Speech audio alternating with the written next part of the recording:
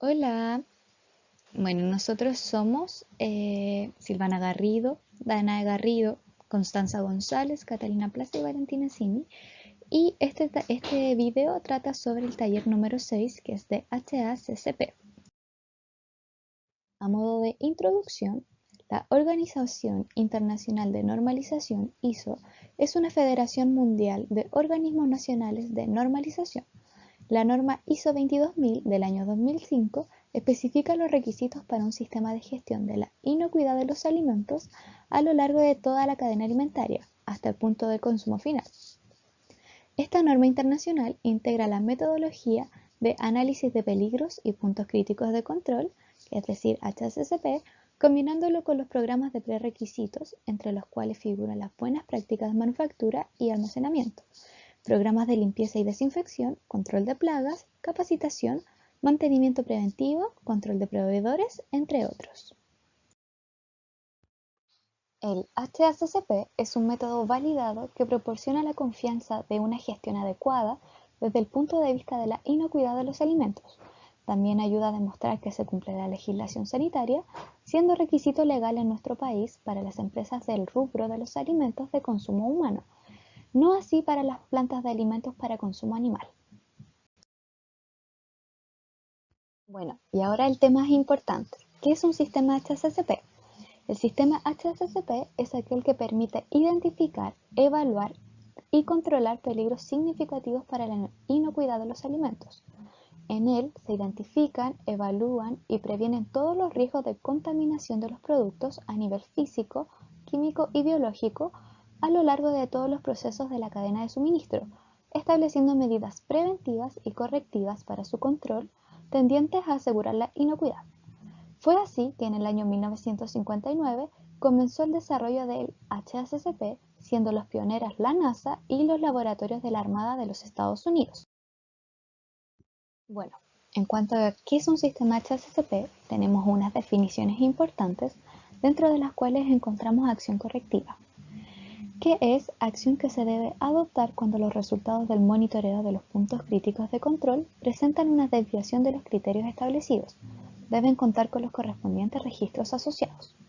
Posteriormente, análisis de peligros es un proceso de recopilación y evaluación de información sobre los peligros y las condiciones que los originan para decidir cuáles son significativos para la inocuidad de los alimentos y, por tanto, planteados en el plan del sistema HACCP. En cuanto al árbol de decisiones, es una secuencia lógica de preguntas formuladas en cada etapa de un proceso para definir si respecto de un peligro significativo, esa etapa tiene un buen punto de control asociado y si éste corresponde a un peligro crítico de control. Posteriormente, la desviación es el no cumplimiento de un criterio establecido. La inocuidad de los alimentos es la garantía que los alimentos no causarán daño en el consumidor cuando se preparan y o consuman de acuerdo con el uso previsto. En cuanto al límite crítico, es el criterio que determina la aceptación o el rechazo en un punto crítico de control del proceso para una determinada etapa. En cuanto a la medida de control, es cualquier acción o actividad que se pueda realizar para prevenir o eliminar un peligro para la inocuidad de los alimentos o reducirlo a un nivel aceptable. La no conformidad es todo incumplimiento de un requisito o desviación de los límites establecidos en el sistema. El peligro es un agente biológico, químico o físico presente en el alimento o bien la condición en la que éste se halla, que puede causar un efecto adverso para la salud de los consumidores. En cuanto al punto de control, es cualquier etapa en un proceso donde se pueden ser controlados los peligros biológicos, químicos o físicos. Y en cuanto al punto crítico de control, es una etapa en la que se debe aplicar un control y que es esencial para prevenir o eliminar un peligro significativo relacionado con la inocuidad de los alimentos o para reducirlo a un nivel aceptable. En cuanto a la validación, es la obtención de pruebas que demuestren que se han identificado correctamente todos los peligros significativos y que una medida de control o una combinación de ellas, si se aplican debidamente, son capaces de controlarlos con un resultado especificado. Y la verificación es la aplicación de métodos, procedimientos, pruebas y otras evaluaciones, además del monitoreo, para determinar si los principios del sistema HACCP se aplican correctamente y si el plan HACCP está funcionando de manera prevista. Por lo tanto, tenemos los programas de prerequisitos, dentro de los cuales encontramos, como primero, control y seguridad de agua y hielo. Segundo, aseo y sanitización de equipos, utensilios y estructuras. Tercero, prevención de contaminación cruzada. Cuarto, mantención de equipos, utensilios y estructuras. 5. Etiquetado, almacenamiento y manejo de productos químicos. Sexto, salud e higiene del personal. Séptimo, control de plagas. Octavo, trazabilidad. Noveno, investigación y retroalimentación de los reclamos. En décimo lugar, tenemos la calibración y contrastación de equipos e instrumentos. Número 11, capacitación. Número 12, control de proveedores. Número 13, materias primas y material de empaque. Número 14, retiro y recuperación. Y número 15, cualquier otro que sustente decisiones en relación al sistema HACCP. Por lo tanto, podemos deducir que dentro de los programas de prerequisitos hay 5 puntos importantes para un sistema de HACCP. El sistema HACCP consta de 7 principios. El primero es hacer un análisis de peligros. El segundo, determinar los puntos críticos de control, o los PCC. El tercero, establecer un límite o límites críticos. Cuarto, establecer un sistema de vigilancia del control de los PCC. Quinto, establecer las medidas correctivas. Sexto, establecer procedimientos de validación, verificación y evaluación del sistema. Y séptimo, establecer un sistema de documentación y registros. Para la aplicación de un sistema HACCP tenemos dos factores importantes, las actividades y los principios. Dentro de las actividades tenemos la formación del equipo HACCP, descripción del producto, determinación del uso previsto del producto, elaboración de un diagrama de flujo, confirmación in situ del diagrama de flujo. Posterior a esto tenemos los 7 principios que vimos anteriormente. El primero es realizar análisis de peligros. Segundo, determinar los puntos críticos de control. Tercero, establecer límites críticos para los puntos críticos de control. Cuarto, monitoreo de control de los puntos críticos de control. Quinto, establecer acciones correctivas. Sexto, establecer procedimientos de validación, verificación y reevaluación del sistema. Y finalmente, establecer un sistema de documentación y registros.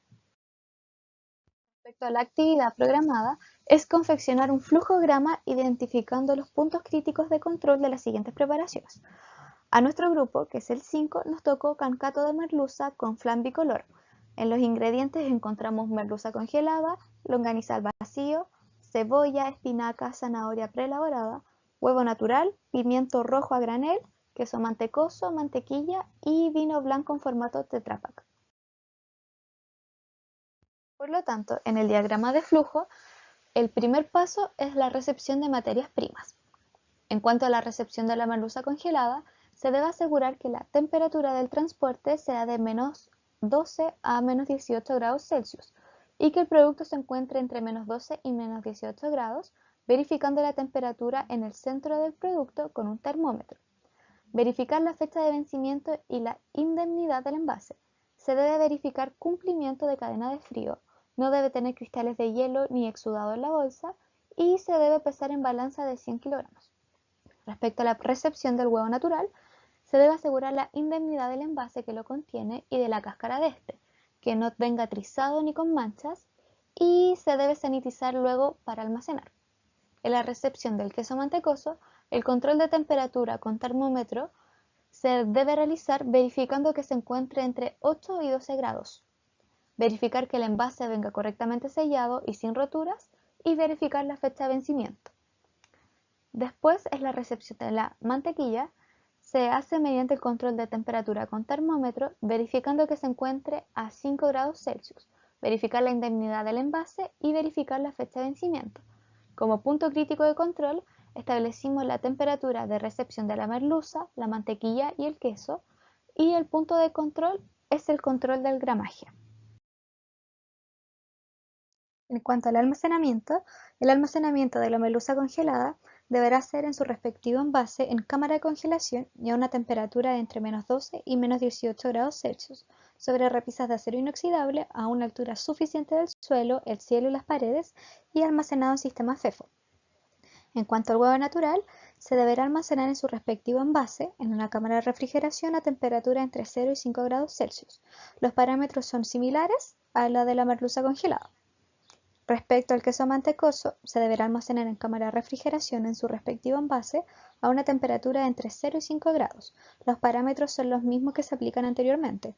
Y el almacenamiento de la mantequilla también debe estar en su respectivo envase en cámara de refrigeración de temperatura entre 0 y 5 grados Celsius con los mismos criterios anteriormente dichos. Y el punto crítico de control es la temperatura de almacenamiento de la merluza, mantequilla y el queso.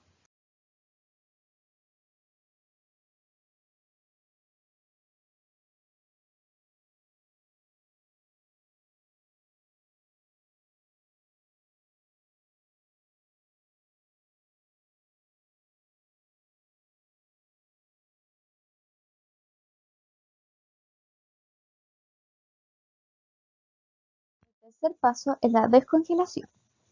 La descongelación de la merluza se debe retirar de la cámara de congelación de forma anticipada según la planificación de la minuta, para luego llevar a cámara de refrigeración a temperatura de 0 a 5 grados Celsius, considerando 12 horas de descongelación, en un contenedor de plástico ubicado en la parte inferior de forma que evite la contaminación de otros alimentos. Como punto crítico de control, establecimos la temperatura y tiempo de descongelación de la merluza. En cuanto a la preparación, respecto a la merluza, se debe retirar la piel a la merluza, luego macerar en vino blanco y especias. Finalmente disponer la longaniza en rondel sobre la merluza, luego la cebolla en juliana, previamente sudada, sobre la longaniza, el queso mantecoso rallado encima y finalmente el tomate en rondel. Respecto al queso, solamente rallar y reservar. La mantequilla se debe añadir como base a la merluza para luego someter a cocción en seco. Respecto al huevo, se divide en dos fases. Primero, batirla con batidora, el huevo entero con la zanahoria y el pimentón previamente procesados. Condimentar con sal y pimienta y verter en la budinera y someter a cocción. La segunda parte es mezclar las espinacas previamente procesadas con el huevo y condimentar, reservar para luego someter a cocción y sobre la primera fase previamente cocida. El punto de control es el control de gramajes y secuencia de las preparaciones. En cuanto a la cocción de la merluza se debe someter a cocción directamente en el horno a una temperatura de 180 grados durante 20 minutos.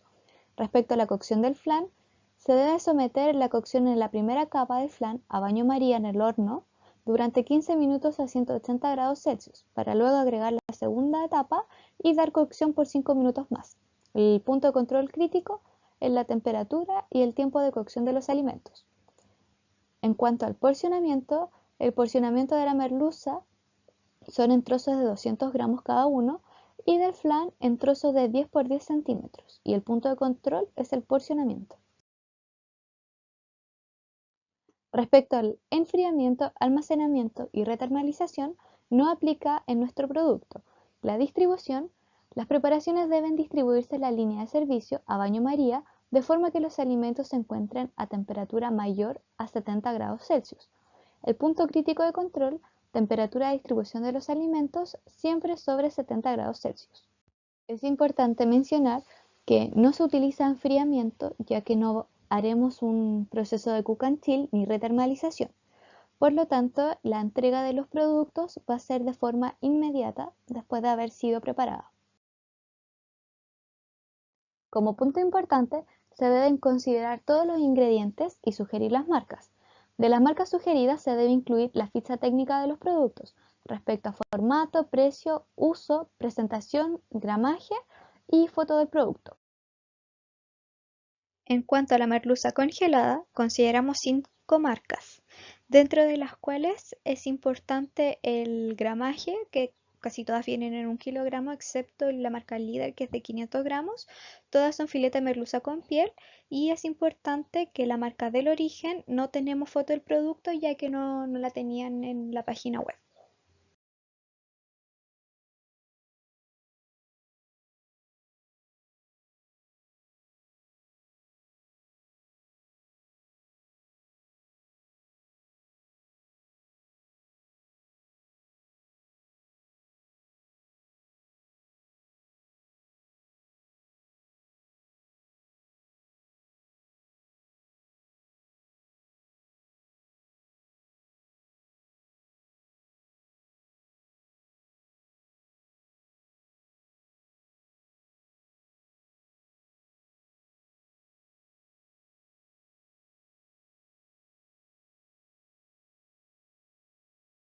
En cuanto a la longaniza al vacío, tenemos 4 marcas importantes: Delicias del Sur, Los Criollos de Chillán, Longanizas Trujillo y Longanizas de Chillán. Todas el formato son bolsas selladas al vacío. Los precios fluctúan entre 2.800 pesos y 6.000 pesos. El uso es cocina en caliente, es de tipo artesanal y el formato es todo 1 kilogramo, excepto las longanizas Trujillo, que son de 450 gramos. Respecto a la cebolla preelaborada, consideramos 3 marcas y la única diferencia es el corte entre ambas y el gramaje, siendo 250 gramos la misma marca Jumbo y marca Minuto Verde. En la espinaca preelaborada consideramos 3 marcas: Jumbo, Agrosano y Minuto Verde, y en general están los precios bien similares y el formato son hojas completas con tallo y los gramajes son similares. Respecto a la zanahoria preelaborada, consideramos 3 marcas: Basma, Dough y Jumbo, y los precios igual son diferentes, ya que el más barato son 990 pesos y el más caro es 1.699.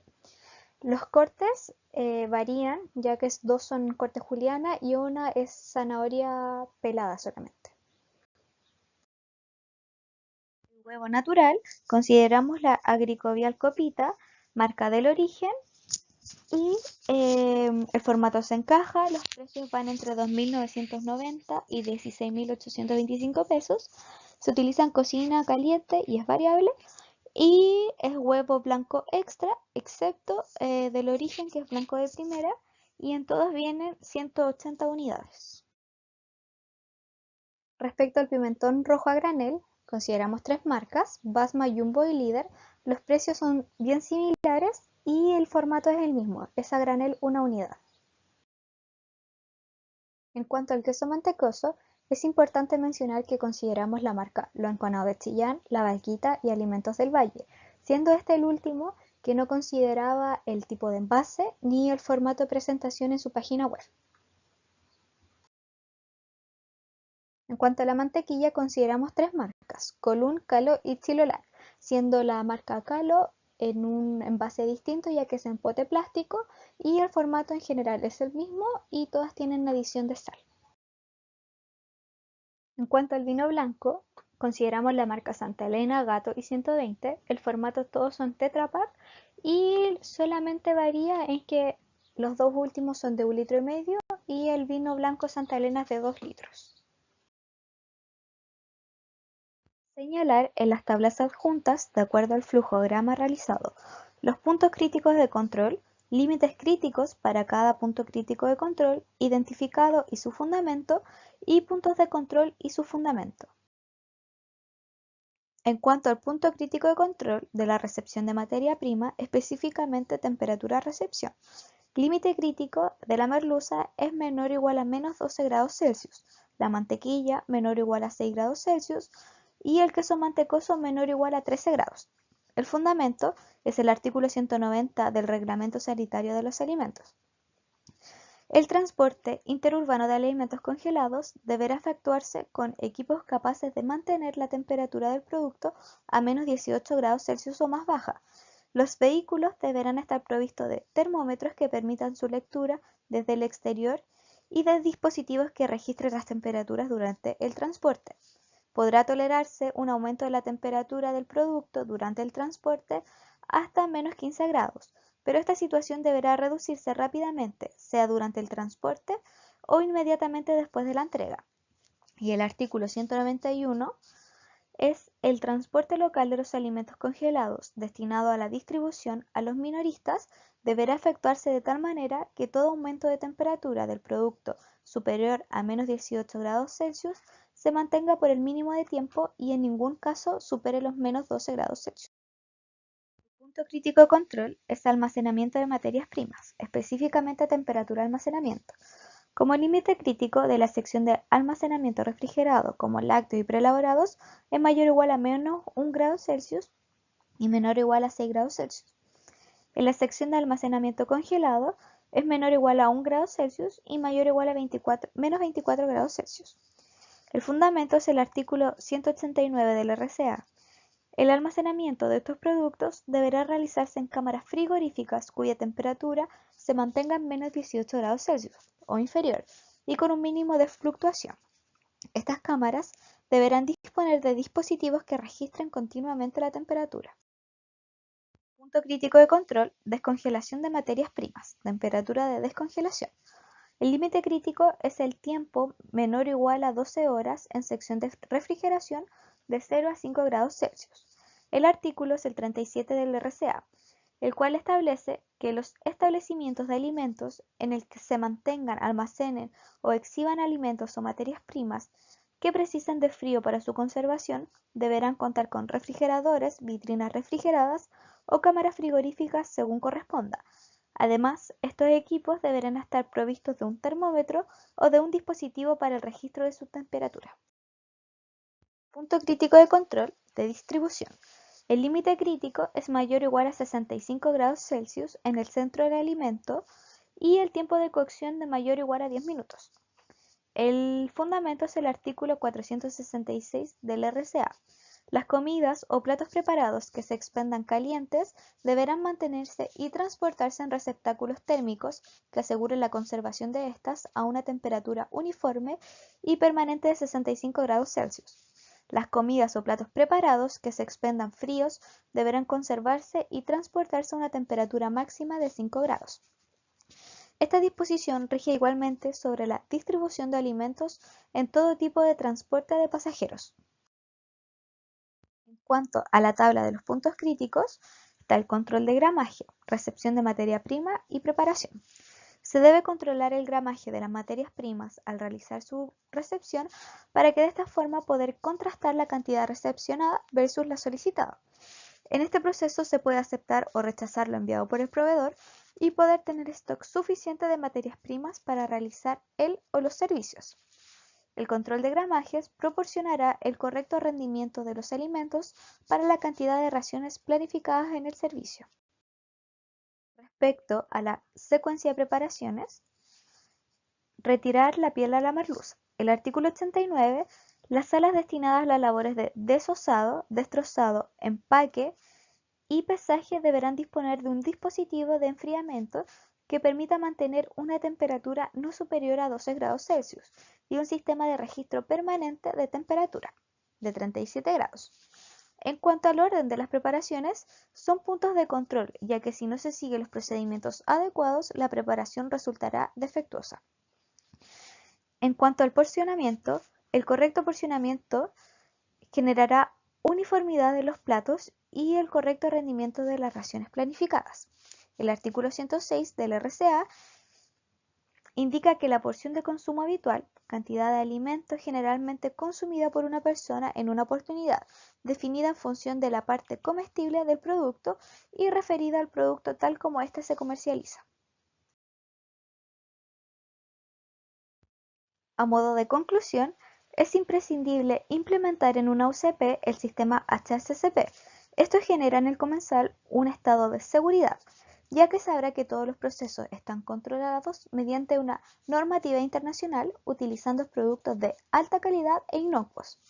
Por otro lado, el sistema HACCP, al tener registro de todos los procesos llevados a cabo, cumple con la trazabilidad. A modo de ejemplo, tenemos un brote de enfermedades transmitidas por alimentos, en la cual se culpa a la central de alimentación. Al tener sus registros al día y las contramuestras, se puede excluir de dicha responsabilidad, verificando que su proceso productivo fue el apto.